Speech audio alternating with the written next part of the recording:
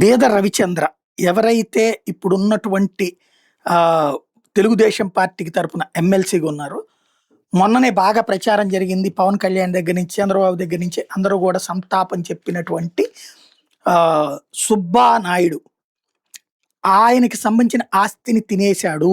ఇది సంచలనాత్మకమైనటువంటి అంశం. ఈ నెల 11వ తారీఖున AP agro chairman Subba Naidu brain dead అయితే, ఆయన చనిపోయింది 20వ తారీఖు. అంటే 9 రోజుల పాటు ఆయన ఆసుపత్రిలో ఉన్నాడు. ఆయన ఆస్తుల్ని ఆయన ఆస్తుల్ని తన భార్య పేరున, తన కోడల పేరున, తన సోదరుడి పేరున, తన అనుయాయుల పేరున బీద మారిపించారు. ఇప్పుడు సాక్షి సంచలనాత్మకమైనటువంటి కథనం.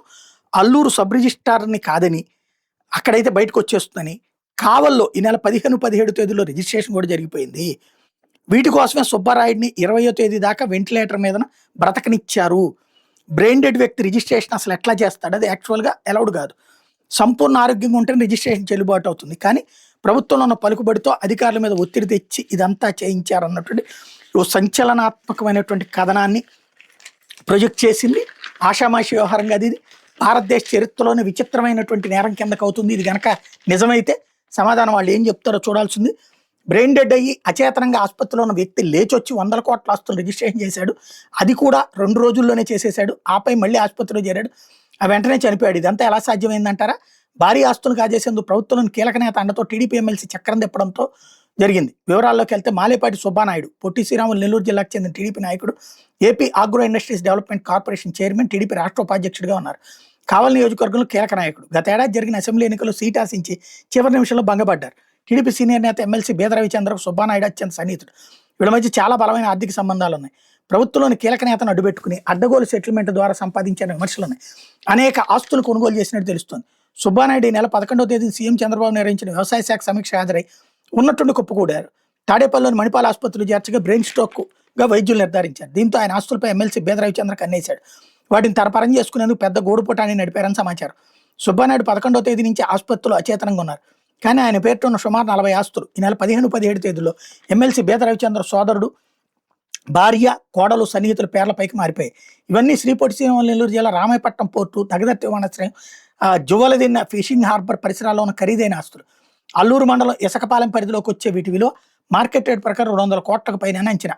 అందుకని సుబ్బానాయుడు కుటుంబ సభ్యులు బెదిరించి ఆయన ఆస్తులను ఉన్నపడంగా బీద రవిచంద్ర తన వాళ్ళ పేరు మార్చుకుంటున్నారని సమాచారం, మార్పించుకున్నారని సమాచారం. విషయం ఎవరికి తెలియకుండా మేనేజ్ చేసి అత్యంత రహస్యంగా ఉంచారు. సుబ్బానాయుడు తీవ్ర అస్వస్థకు గురైన విషయం సుబ్బానాయుడు తెలిసిన వెంటనే ఆసుపత్రికి చేరుకున్న బీద రవిచంద్ర ఆసుపత్రి యాజమాన్యాన్ని మేనేజ్ చేశారని ఆరోపణలు ఉన్నాయి. ఆస్తులు రాయించుకునే ఉద్దేశంలోనే 20వ తేదీ వరకు సుబ్బానాయుడు వెంటిలేటర్పై ఉంచారని అనుమానాలు వ్యక్తమవుతున్నాయి. ఈ మధ్యలో ఒకరోజు ప్రభుత్వంలోని కీలక నేతను తీసుకొచ్చి ఆయన కుటుంబ సభ్యులతో మాట్లాడించారని అంటున్నారు. సుబ్బానాయుడు పదవిని కుటుంబ సభ్యుల్లోనే ఒకరికి ఇస్తానని చెప్పించారని సమాచారం. సుబ్బానాయుడు ఆస్తులు రాయించుకునేందుకు బీద రవిచంద్ర పెద్ద పన్నాగమే వేశారు. ఇసకపాలెం అల్లూరు సబ్ రిజిస్ట్రార్ పరిధిలోకి వస్తుంది. కానీ అక్కడ అధికారికి కాకుండా తను చెప్పినట్టు వినే కావలి సబ్ రిజిస్ట్రార్ని పిలిపించి మేనేజ్ చేసినట్టు సమాచారం. ఎనీవేర్ రిజిస్ట్రేషన్ అవకాశాన్ని దీనికోసం ఉపయోగించుకున్నారు. సుబ్బానాయుడు కుమారుడిని బెదిరించి ఆయన ఫోన్కి వచ్చే ఓటీపీలని తీసుకున్నారు.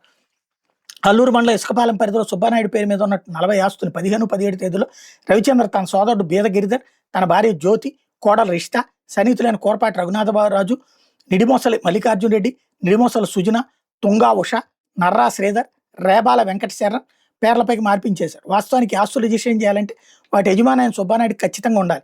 సంతకాలు పెట్టడంతో పాటు ఆధార్ అథెంటికేషన్, వేలి ముద్దలు కూడా వేయాలి. తన మొబైల్ నెంబర్కి వచ్చే ఓటీపీని చెప్పాలి. కానీ ఈ నెల 11వ తేదీన స్ట్రోక్ వచ్చినప్పటి నుంచి ఆయన స్పృహలోనే లేరు. అయినప్పటికీ ప్రభుత్వంలో కీలక నేత ప్రమేయం ఉండడంతో రవిచంద్రకు అడ్డు లేకుండా పోయింది. పని పూర్తయింది. 100 కోట్ల విలువైన ఆస్తులు చేతులు మారినాయి. రిజిస్ట్రేషన్ చేయించుకున్నాక వెంటిలేటర్ తొలగించి సుబ్బానాయుడు మృతి చెందినట్టు ప్రకటించారు.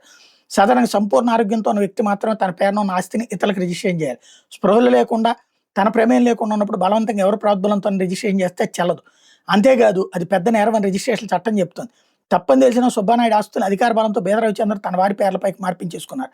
రిజిస్ట్రేషన్ డాక్యుమెంట్లు ఇవి అంటూ కావల్ సబ్ రిజిస్ట్రార్ పరిధిలో 15వ తేదీ డాక్యుమెంట్ నెంబర్లు 4456, 4463, 4458, 4455, 4459, 4480, 4477, 4478, 4479, 4454, 4481, 4457 ద్వారా సుబ్బానాయుడు ఆస్తును బీద రవిచంద్ర తన వారి పేరు రిజిస్ట్రేషన్ చేయించుకున్నారు.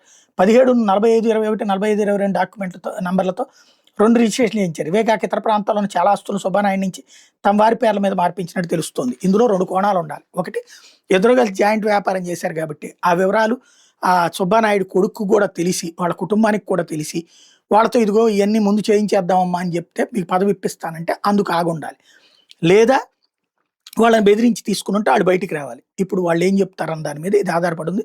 బట్ మ ఒకవేళ అట్లాగా ఆస్తి తనది లేదా వాళ్ళ పంపకంలో తనకి రావాల్సి ఉంటే గనక, చనిపోయిన తర్వాత ఆయన డెత్ సర్టిఫికేట్ తీసుకొని ఆళ్ళకు భార్య, పిల్లల్లో ఎవరికి వారసులవుతారో లెక్కదేయలేక వాళ్ళ చేత సంతకం పెట్టించుకొని ఇతను తీసుకోవచ్చు. అలా కాకుండా ఇట్లా తీశారంటే మాత్రం క్రైమ్ యాక్చువల్‌గా అయితే. మరేం జరుగుద్దో చూడాలి.